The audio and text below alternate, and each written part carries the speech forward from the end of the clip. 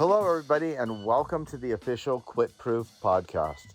My name is Tom Quitproof Jones, and I'm your host. Our goal with this podcast is to give you insights and inspiration on how you can have a happier, healthier, and more productive life. And most of all, not quit somewhere along the way. You can find us on YouTube at Quitproof, Instagram at Quitproof, the number one, Facebook, Tom Jones Quitproof, and our website, www.quitproof.com.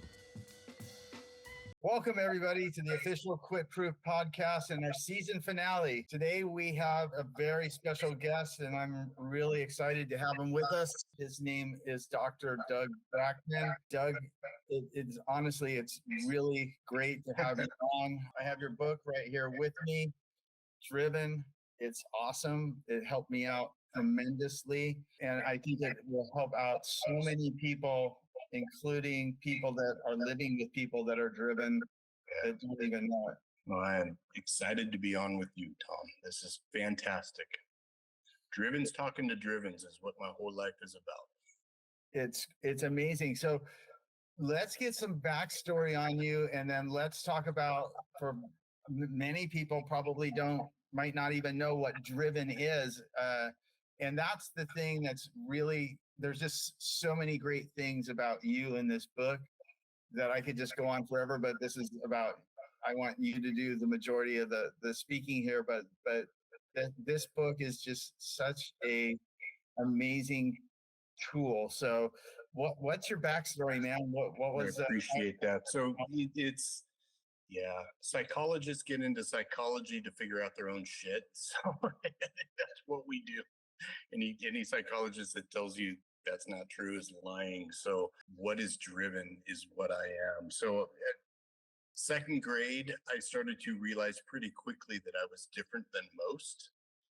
And sitting in my second grade class, not understanding why the rest of the class didn't understand how stupid school was. Like, what a waste of time this training monkeys to be assembly line workers is. And it's just, I really didn't get it. And so why did everyone else seem to not understand how stupid it was? So that began this quest for trying to fit in. And I pretty quickly realized that I wasn't going to.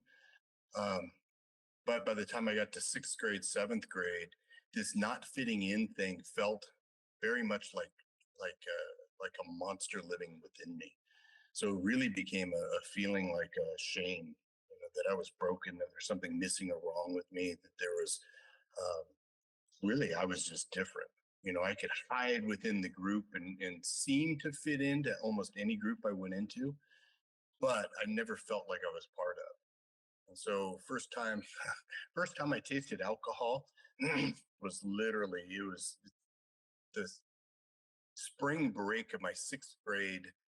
And I went down to Mexico hanging out with a bunch of guys and drank sangria for the first time. And it was just absolutely like magic to it fixed every internal problem I thought I had. So I was just like, I was free from myself for the first time. But by the time I was 18 years old, 7 years later, I had discovered how you could freebase cocaine. And I'd take a 8 ball of coke and put liquid ether on it, and that immediately turned it into chlorine gas, cocaine hydrochloride. It'd free the hydro part, turn it into water, and leave this perfect crystalline thing that you kept to smoke. And from the first time I smoked it to a locked psych ward was about 4.5 months.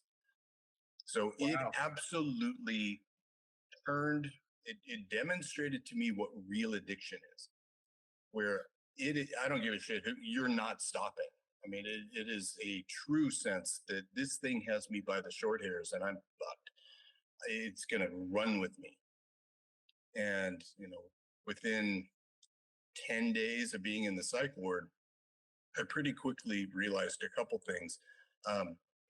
First and foremost, I wasn't crazy, because I saw real crazy people, like real batshit nutty schizophrenics and everything else. And then I went to an AA meeting and I went, oh shit, that's what I am. And that was 37 years ago. So I've been, in this realm of what the hell is wrong with me since. So And let me pause for a second because I have a few questions just to expand on. So when you were younger in school and you obviously noticed that you were different than everybody else, did you do any contemplating on that, or did you just like, hey, I'm different, that's weird? Were you trying to figure it out, or were you just aware of it? mostly aware of it, but as all little kids do, you want to fit in. You want to be part of the, we're a tribal herding animal. We want to be part of the tribe. We want to be, connected.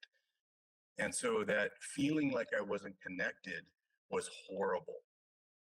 And so I did, and perfectionism and trying on different identities, being a punk rocker, being a preppy, being a jock, being this, being that. And it was, chameleon into any group I wanted to be a part of. I could fit in, at least look the part and sound the part and blend right in. But internally, my inner world felt like I wasn't part of it. How did your parents handle all that? What was their take on So everything?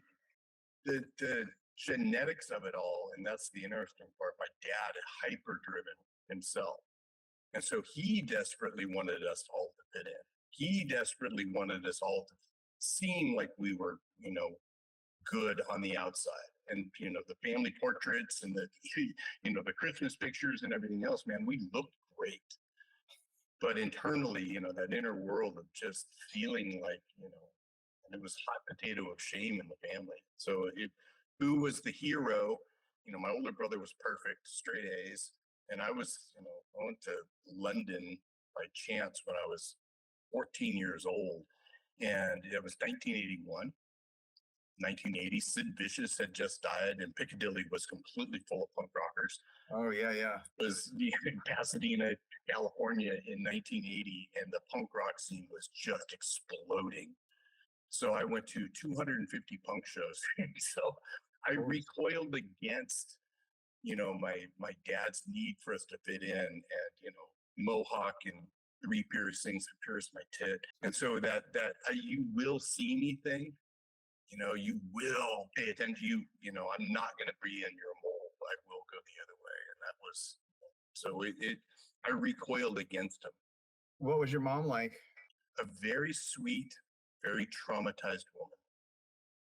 And so she was, just wanted to keep the peace. And so she would be very conflict avoidant. So my dad would, push against us, and my mom would try to be invisible. That's kind of the way I saw it. And by the time I was 17, 16, it really started to unravel. 17, I'd left the house. Didn't run away from home. We came to a mutual agreement. It was better if I just wasn't there. So a lot of dysfunction inside the home. Tons of dysfunction. And then you started smoking cocaine, and then ended up in the mental hospital a few months later. Yep. Okay, so so we're up to there. So then what happened?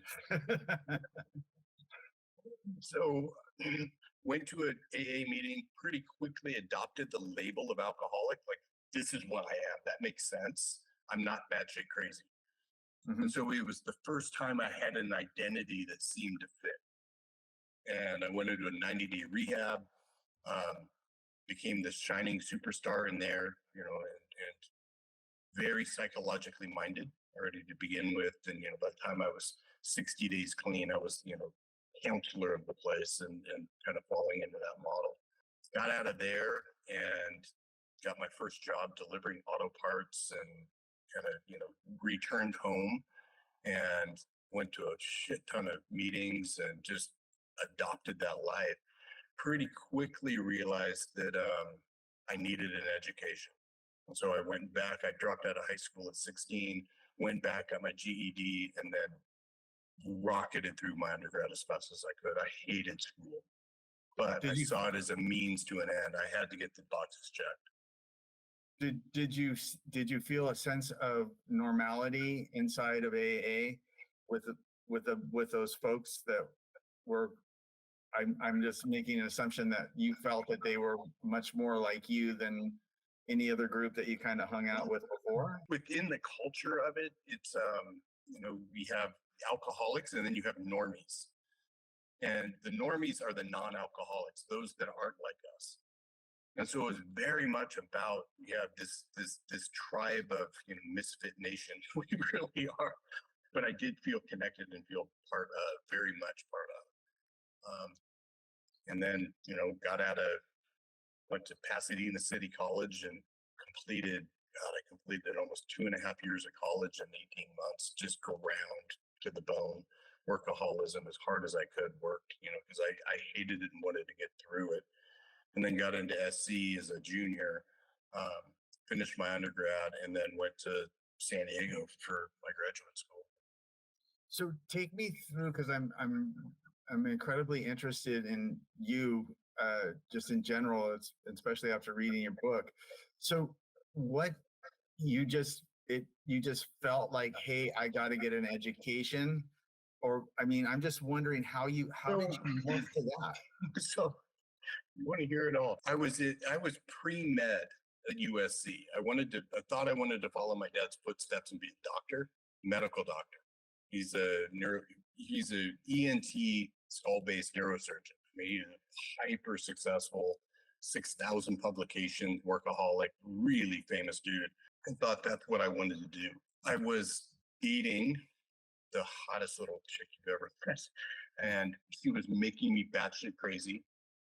And for the first time in my life, I walked into a psychologist's office with true humility. Like, I don't know what the hell I'm doing with this chick. I don't know if I really want to be a doctor. And by chance, the guy's name was Neil Clark Warren. And like 25 years later, I'm watching TV. It's got, holy shit, that's my first psychologist. The dude, he started eHarmony. Oh, brilliant guy. Sold it for $700 million. I thought I recognized that name. Okay. So brilliant psychologist, but he for the first time showed me the real power of insight. And he gave me this homework assignment to return a videotape, Blockbuster Video. So he said, pick something in this world that you feel shitty about. You're kicking ass in this area, but give me something that you're procrastinating on that you use to beat yourself up. And Blockbuster Video, back when we had to rent videos from the video store, this thing sitting on my coffee table for 5 days. And it's like, damn, and all the excuses in the world, kicking ass in school, was actually doing fairly well in undergrad at pre-med until I got to organic chemistry, which I despised it. And he simply said, well, between this Thursday and next Thursday, when you come back, return the video, but observe what your head is telling you. Watch your thoughts. And this was, before mindfulness, before meditation. This was way, 1989, 88. This was back in the day, we didn't, no cell phones, still had, wall hanging phones, no internet. And so that experience, literally, so I take the video, wedge it against my door. So the next time I walk out the door, I had to take it with me. Promptly took it from my, the front door, threw it on top of my stack of books, threw that in the front seat of my car. And every time I got in my car, as it sat there for 4 or 5 days, I would beat myself up. Like, oh shit, I got to do that. But then I also heard in my head how I'd do it later, maybe this, maybe that, maybe this, maybe that. A lot of the stuff Quitproof is about, this ability to actually see how I was sabotaging myself. The day before, I was Wednesday evening, I still hadn't returned the video. So I take this video and stick it in the middle of my steering wheel before I get out of my car. So I get in my fucking car on Thursday morning and God damn it, I'm going to return. I'm not going back into Neil's office without returning this thing. And clear as a bell, that next morning when I got in my car, it's like, oh shit, still running late like I always do. But I had to return this video. I had to follow through. listening to my voice in my head. If you miss the next light, it is God's will that you don't return this video. Like a magical kind of thinking starts. And it's like, holy crap. But for the first time in my life, I'm 20, 21 years old, watching the thoughts in my head try to get me to quit, try to keep, sabotage me. Pulling Blockbuster Video parking lot, step out of the car, put this thing in the slot. And for the first time in my life, I laughed at this voice. Because what did the voice say? Look how hard it is for you just to return a video. You're never going to amount to shit. Oh, wow. Limiting. And so it was that moment of, but I laughed for the first time in my life at what ridiculous. This thing in my head is not my friend. Like, what the hell? More importantly, I saw something in the outer world that actually was okay, good, being morphed, bent, twisted, and turned to fit this inner concept of what I think I am. And it was like a light bulb beyond light bulbs went off. And within a week, at the same time, I was actually in Psych 100 for the first time and taking, elective psychology. And we had Phil Zimbardo as a guest lecturer. He did the Stanford prison studies about how to morph people into, you put them in a skull cap or you put them in a prison uniform and you turn people into assholes. I mean, it was like, what the hell? So I'm all lit up there. And 2/3 of the entire Psych 100 class was women, and just these little hot SC chicks. And I was like, all right, I'm changing. I came out of that. I'm serious. I changed my major into psychology. More importantly, I said, I think I can really teach this shit.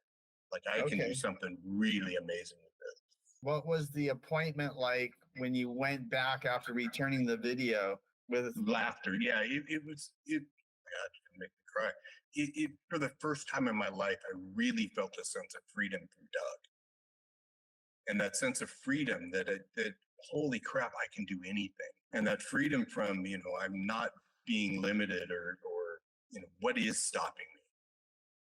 And so it was that curiosity and mindfulness that first time in my life, like I felt the real potential of what I can do. So that was a real empowerment moment where you started learning how to think about your thinking, and you're like, holy shit, this is like powerful.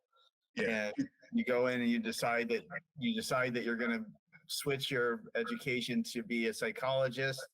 And then how did it roll from there? All of a sudden, school became fun and interesting, something I could use. And that's something about driven people. If once we find an interest in something that lights our candle, we get dopamine from, we can hyper focus on it. We get obsessed, and I got obsessed. And what I was finding very quickly is most people who are psychologists are full of shit. They don't know what the hell they're talking about. Why do you feel that is? Why don't they know shit? I'm very interested because I feel the same way. I've been to a lot of because this goes into driven and what drivens are. And we, as drivens, have a very different brain structure. We have big picture thinking.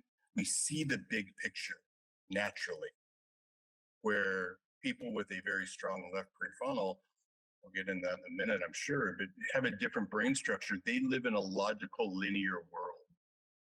And so most psychologists, coming from the driven model, they're not like us. They don't live in the same world we do.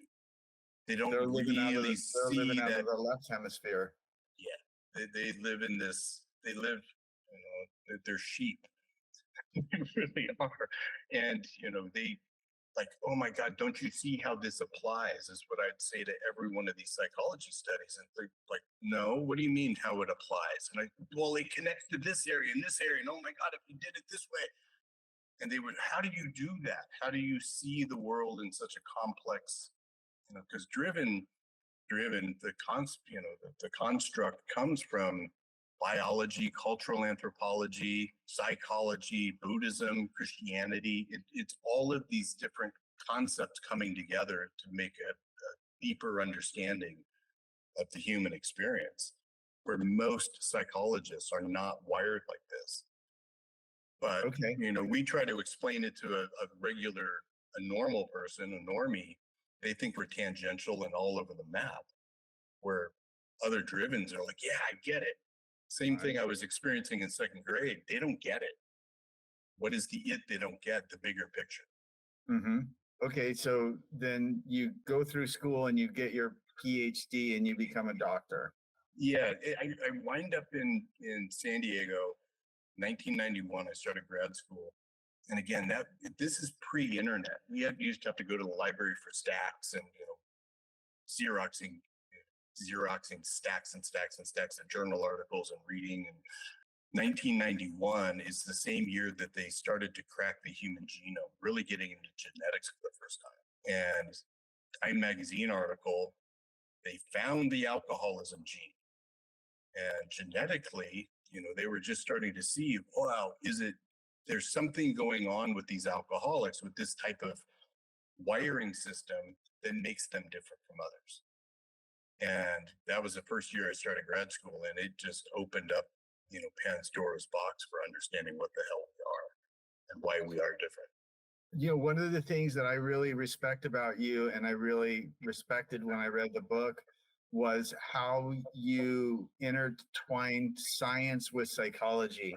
I really thought that to me was a really different slant on psychology, and really, kind of taking the whole of the human being, you know, uh, with genetics, with all of this science, And then, and then plugging that into psychology, and ending up, like I told you, is like I felt like I was just this ball of yarn that was just tangled up until I read your book, and it really helped me untangle it. So take us through. Okay, so you're now a PhD, and how did you decide that you were going to pick this niche and go for it, or how did that? it's yeah, I can go through that. The genetics that in 1991, the genetic that they had found was the deep dopamine receptor number 2-A1 allele gene. I talk a lot about that in Driven. So it's the boredom gene. Mhm. And within 3 years, so the time I really got into my coursework and looking at this stuff, they were very quickly deducing that this DRD2, the boredom gene, wasn't only alcoholism. It was also top performers, it was entrepreneurs, it was professional athletes, it was, you know, eating disorders, it was all kinds of, but it helped explain from a genetic standpoint why I felt like I was something missing or wrong with me. And that's what I do in Driven. There's nothing missing or wrong with us, Tom. We're not broken. We're supposed to be the way we are. and But that's if and we, that's really a lot of the beauty of the book, and that's why I highly, highly recommend it to people, because it really does. For me, I'll speak for myself. It made me feel like I wasn't weird or abnormal, or what it really does a great job of explaining it and making it feel like, hey, you're not, like you said earlier, you're not broken. yeah, and that brokenness, because if you understand what boredom is a sensation in the body that tells us there's something missing or wrong. And most people, and so in Driven, it's the hunter farmer theory. And I steal that from Tom Hartman, but took it to a whole new level. Tom Hartman he was a talk show host, and he had an ADD, ADHD kid. And, he was looking at, well, there must be a good scientific, genetic, cultural anthropology reason why, these resilient genes keep coming up and coming up, coming up. And he talked about, that as the world became a very sedentary, boring place because of the agricultural revolution, most people, I mean, 95% of people adapted to a very safe, sedentary, boring world. And you, me, and those of us coming from our genetic or our brain structure, we do not adapt well to a safe, sedentary, boring world. We are wired for literally a traumatized filled world. I could have called it the traumatized brain personality type, or even worse is the shame-based personality type, that we feel this inner world that there is something missing or wrong with us. So that core of driven is really, there's nothing missing or wrong with you if you feel this way. It's a gift. You're not your feelings. Right. You're not your feelings. But you go into a normal psychologist's office, and that normie meaning they have a very dominant left prefrontal cortex. And you put us in a functional MRI, we have a hypofrontal cortex, little dots of energy all over the place, where they have a nice ball of energy, but they also have a different identity. And, you think about farmers or, society as it came together in these massive groups of people, the identity shifted from Da Vinci's, like you and I are, where we're everything and, masters of most, to very simple identities. They became butchers and bakers and candlestick makers. They became very simple accountants, and they it's my joke to both of us, we are unemployable, my friend. Yeah. I mean, we truly are unemployable. And Yeah. most of my entrepreneurs will say the same thing. Yeah. Where you go into a normal psychologist's office, we look crazy to them. Well, who are you? It's like, what the hell do you mean, who? Like, I'm all what? Like, it doesn't even make sense to us. Where for the normal brain type, it does. And so you mean this, those with that underlying feeling of boredom all the time, the most consistent thing in our world is feeling like we're not enough. And that's our identity. And that's how I wound up with 2 PhDs, and you wind up doing all the crazy shit you do, because we're trying to get rid of this feeling that we're not enough. Has psychology started to expand and embrace this anomaly in psychology? The literature around, where I'm grateful for and sad about, the huge psychopharmaceutical industries attempt to eradicate ADD and ADHD. They really, it's how do you make a kid like us fit into their mold? Or you give them meds, you do this, let's try to get rid of this thing. Mm-hmm. And that has taken over. So, are they embracing it? And it's, I don't want to go off a tangent about what evil fucks big pharma is, but they are evil fucks, and they really are. So, but we still scare the crap out of most normal psychologists, and they don't understand us, and they don't get us. So what triggers you to write a book? I am trying to break my brand from being a psychologist, because most of my entrepreneurs, most of the people like you won't, all my people that I wanted to work with don't believe in psychology. They don't like psychologists because we're soft, we're hippie. I'm going to ask you about your feelings and that bullshit. I'm very quickly realizing that I'm not a normal psychologist. So trying to rebrand myself, I'm coming up with new ways to teach insight. And I meet up with, I was doing Bujinkan, doing martial arts at the time. And my teacher, a guy named Randy Kelly, and, he was a Navy SEAL sniper. And I'm saying, dude, what do you think about using, sniping as a way of teaching insight and meditation? It's a very meditative thing to shoot long range. And I've been a long range competitive shooter for 20 years. He goes, that's a hell of an idea. And so we start going to the range together and start, really working on this. How do we integrate meditation to long range shooting and come up with this model? And I start taking my entrepreneurs through it, and like, wow, we by chance took a guy who runs a big mastermind through it and blew his mind, made him cry. And he gets to the end of it and he's waiting for the upsell. He's waiting for us to sell him the next course or this. And where's your book? I didn't even have a website at the time. I was like, I'm hiding out in my office, and not doing shit with this. And he looks at me and goes, dude, what the hell are you doing? And so that was 2014, 2013, 10 years ago. And he pulled me, he let me come teach meditation. Randy and I come teach meditation in his mastermind, started referring people to our meditation shoots. And in that mastermind, I met Tucker Max and Zach Warbrandt and these guys that were doing back then. It was called Book in the Box. And they're saying, dude, you got to write a book. Like, what the hell are you doing? And so I literally got drug out of my office into this world and wrote the book, and the rest is history. I desperately want people to read the book, especially people that, have this personality type or people that live with this personality type. Take us through the shooting meditation, kind of just broad brushstrokes. How I'm not going to spoil it, but it really makes somebody become present. So explain that. So very simply, I talk a lot about how human beings work in driven, and that we have, the metaphor that we are very much like a Indian elephant in our body with a whole bunch of monkeys up on top of this elephant trying to control it.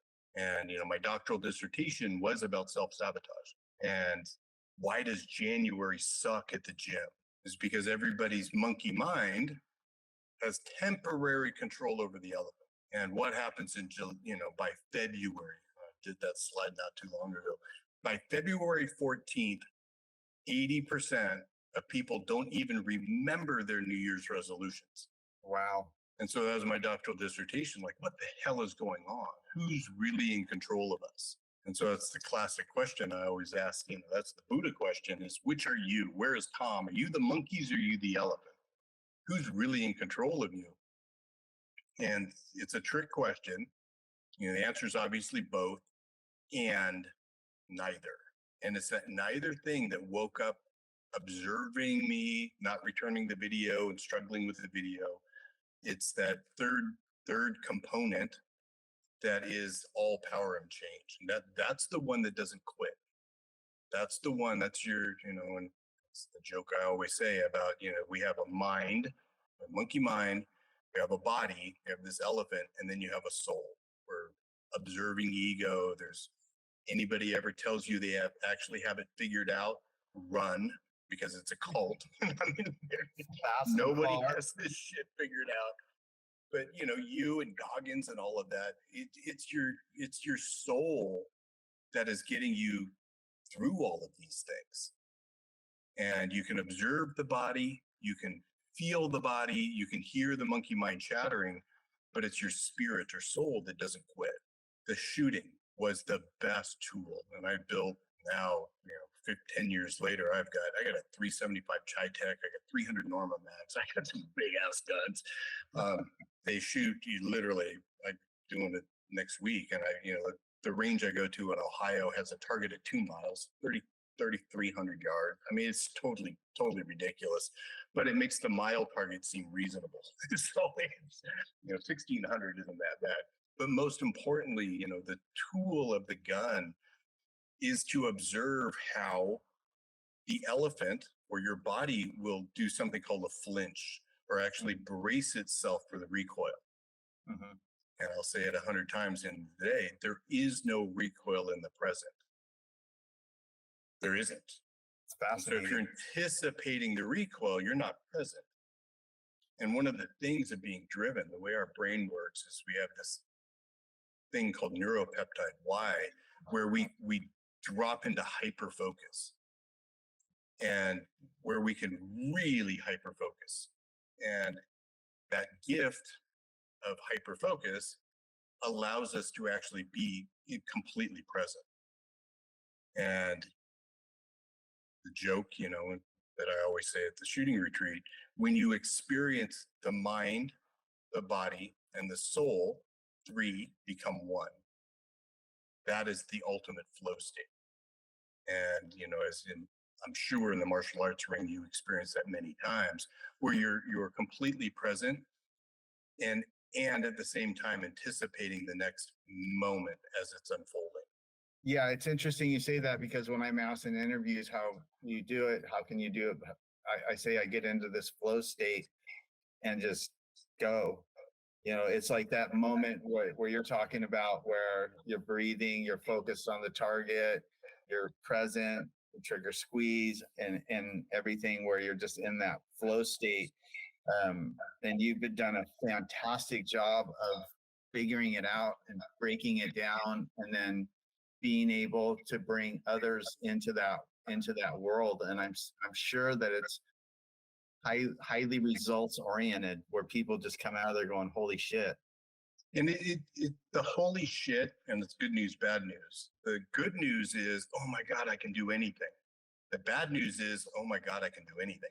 And so you run out of excuses very quickly. You see, and I teach that very directly, everything we do is sabotage to some degree. A nicer way to say that is everything we do can be done better. And mastery, where you're in a constant state of improvement and you're constantly looking at the misses just as much as the hits, because it's the learning. And that is what I believe drivens are truly wired for, is this, martial arts concept of mastery, where there is no finish line. We are wired for a constant state of better. Yeah, that's an interesting thing that you just said, and I want to key on that, because I as a pro fighting, I had 51 wins and I had 4 losses, but I learned more from those 4 losses than I learned from those 51 wins.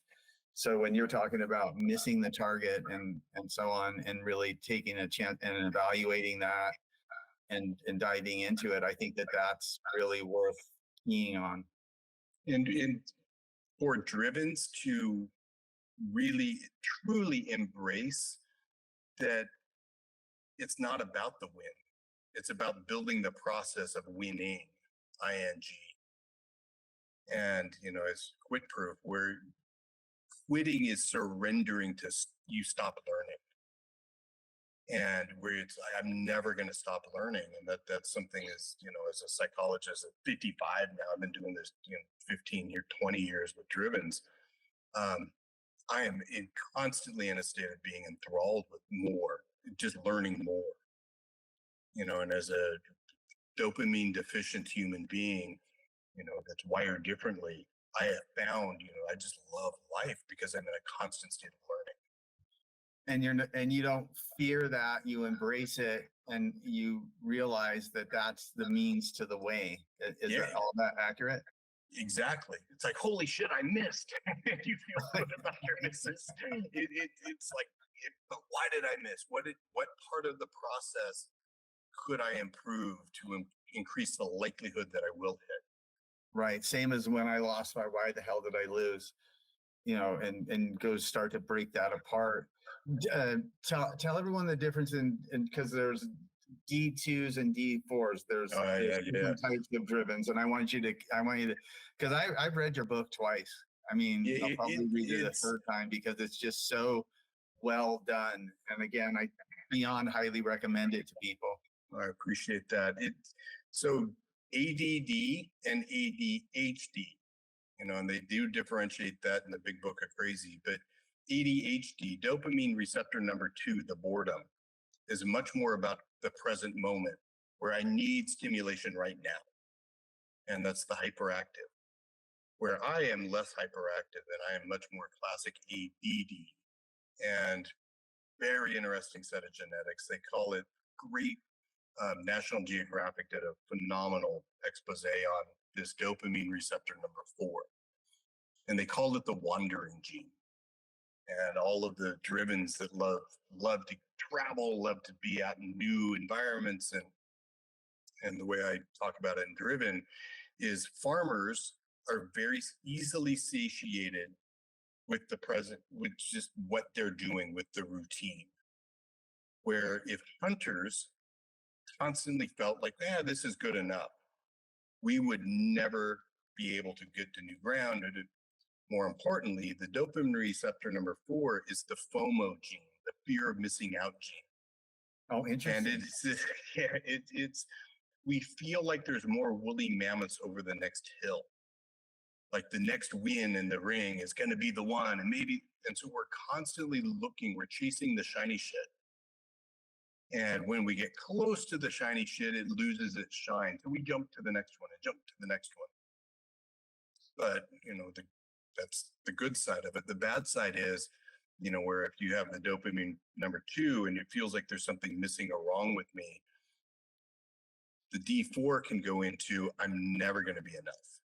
No matter what I do, I'm never going to get to the finish line. And it can tear people up. Or worse, is you go chasing after something forever and you miss your whole life chasing something that you never get to.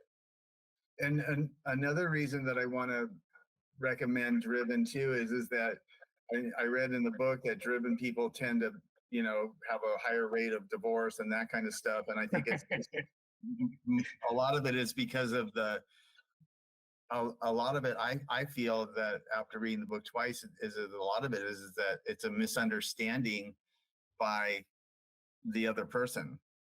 It's both. Yeah, we obviously, for men that believe, in shiny objects, and you marry a woman, the shine loses it, and then you're chasing other shine. That's a bad thing. Women don't like that. They really don't. And so and the D4 is, oh my God, it's going to be so great over there in the future. If you use that as a reference point, it makes the present moment seem less shiny or sucky. That's going to be great. Therefore, this must suck. And that is a lie people get into. Just because it's going to be better over there says nothing about how it actually is here. And so that insight around understanding that, yes, she may be kinder, funner, sweeter, faster, but it doesn't mean my wife is not good now. Mm-hmm. And so we can, with insight and with practice, particularly with the meditation component, the way I teach meditation is reality checking. Even how we feel about the world is irrelevant to how the world actually is. Well said. That is so true. And I loved all the meditation practices in the book. And I encourage people again to get it for that too. There's just so many jewels and pearls in that book. So now you're going to be writing another book. Can you tell us what that is, kind of without? Yeah, so simply Driven is written to Drivens. This one is written about Drivens to a much broader audience, I hope. And more importantly, I think the importance of Drivens to the world. And, the left prefrontal dominant people, as I affectionately call them, farmers, or, the next book title is Sheep, Wolves, and Shepherds. And, as Drivens, we look at what's going on the globe right now, and it's why can't these people see how stupid and crazy they're being? That's a great question. Why can't they see it? And more importantly, it's the same thing in second grade. Why do I see it? Why do we see it? And I think that's a very important question.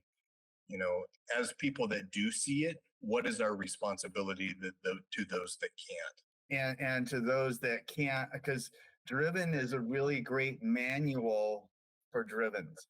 And so what I think I hear you saying is that your next book is a manual to non-Drivens. It's a manual to, I'm hoping a bunch of non-Drivens read it. I'm not sure they'll really understand what it's like to be us. And I can't imagine what it's like to be them. I mean, people that wear their mask, or, screw you, I'm never wearing a mask, but don't question whether it's a good idea or a bad idea to wear a mask. And you look at how Joe Rogan and all of the other Drivens in this world get attacked for just asking questions. Yeah.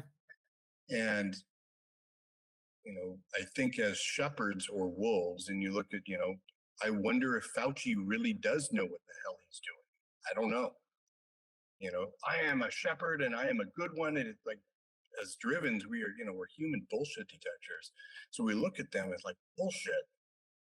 But most people don't know he's full of shit. So this is an expose. Exactly. This is a look at, are they scaring the sheep into compliance, which is a wolf, or are they actually trying to lead sheep towards greener pastures? That's a shepherd. And I think we all can be. Totally interesting question, because I feel that a lot of these people are truly bought into their own bullshit for real. Yeah. And they believe that they are the Messiah. You know, they really believe that shit. And that is what I do that in this next book is if you're constantly questioning, am I really a wolf or a shepherd? You have a chance at becoming a shepherd. If you truly believe you're being a shepherd, you're a wolf. It's like for real. Yeah. Because it's in that questioning that, you know, it's in your misses that you learn. And so And you could be a humility. shepherd all day long and not even know or realize that you're a wolf whatsoever. And that's terrifying. And those, That's well, the that's, terrifying part. Yeah. yeah, Because I think there's a lot of that going on.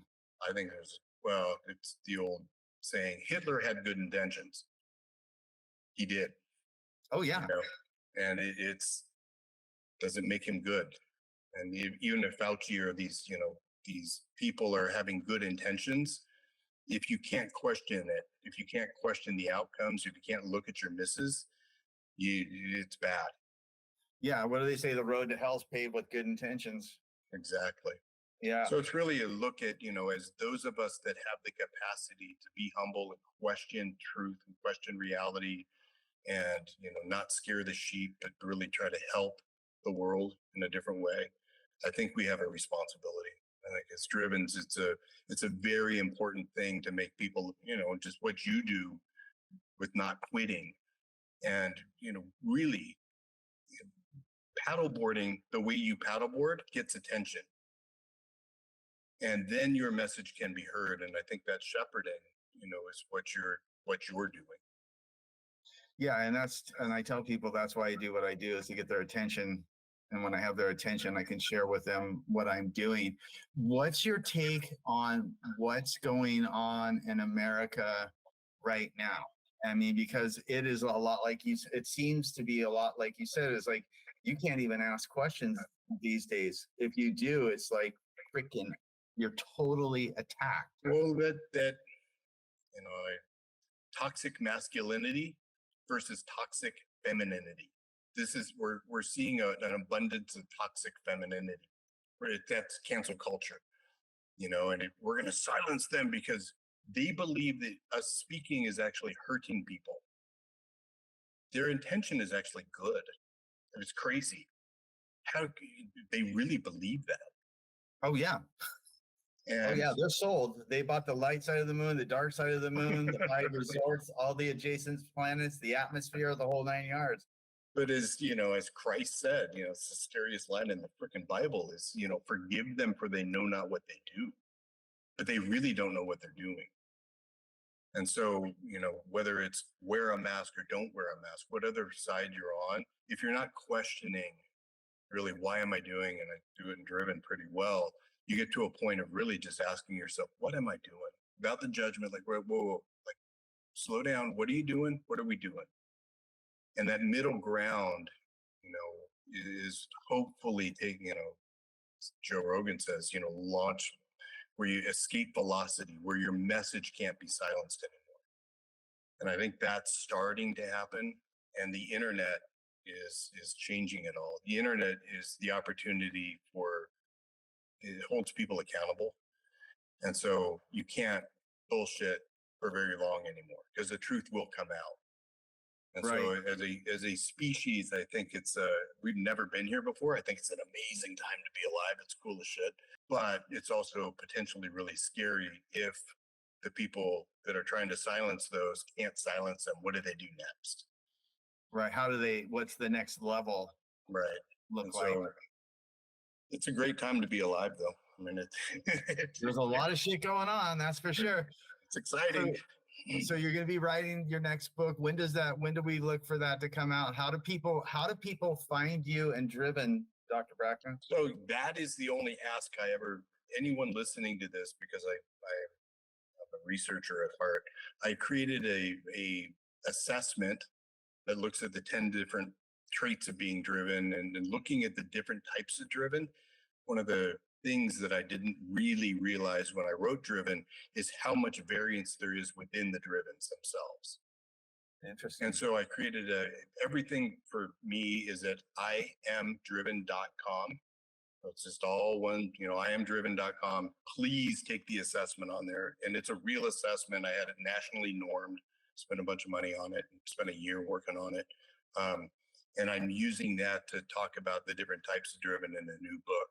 The new book should be, I'm shooting for the end of this year, prior to the elections next year is what I'm hoping. I get some runway before that shit show starts. And then your shooting retreats, can they find out about those on the website? It's all, everything is, just a drop down. And then I have COVID shut all that down. Thank God they're back up and running. I do a day and a half where you fly in one day and you fly out the next night. Tennessee, Ohio, Georgia. I got another range in Georgia. Finding ranges that have a mile target is not easy. But you can get people to hit that mile within a day. When I read your book, that was amazing. It's people that have a great shooting experience, hindrance like you can't believe. People who have never fired a gun are 100 times more likely to hit all three at 1,000. And because you don't have the ego or the expectation, you just follow the process and you don't anticipate the recoil and you squeeze the trigger and you read the wind right. You hit every time. Well, it can't be that easy. It is that easy. Amazing. And women. I can take a brand new shooting female, and she'll expect to hit 3 for 3 at 1,000 first time shooting because I just followed the process and read the wind and saw the wind, and I just did what you said. We're guys. We get very invested in the results and get our identity wrapped up into all kinds of bullshit. It's very similar to teaching martial arts. It really is. Well, Dr. Brackmann, it's been amazing having you on with us for our season finale. I truly enjoy it. I enjoy talking with you. Yeah, I was at dinner with your brother, and the way that I got introduced to you is I said some stuff at dinner, and he just looked at me. He's like, "You got to meet my brother. Like, you guys are two freaking peas in a pod." And I was like, okay, great. And so, yeah, it's been an amazing ride since I met you. Your book is just unreal and just such a blessing, especially to drivens, for sure. I appreciate that. And it's, for shame-based people that have always felt broken or always felt like there's something wrong with them, there's not. You're supposed to be this way. It is a massive gift. It really is. Where did you come up with the name Driven before we hop off? I wanted to ask you that. I mean, it's the elephant in the room, but still, I mean, it's a really. So the guy who came to my first shooting retreat,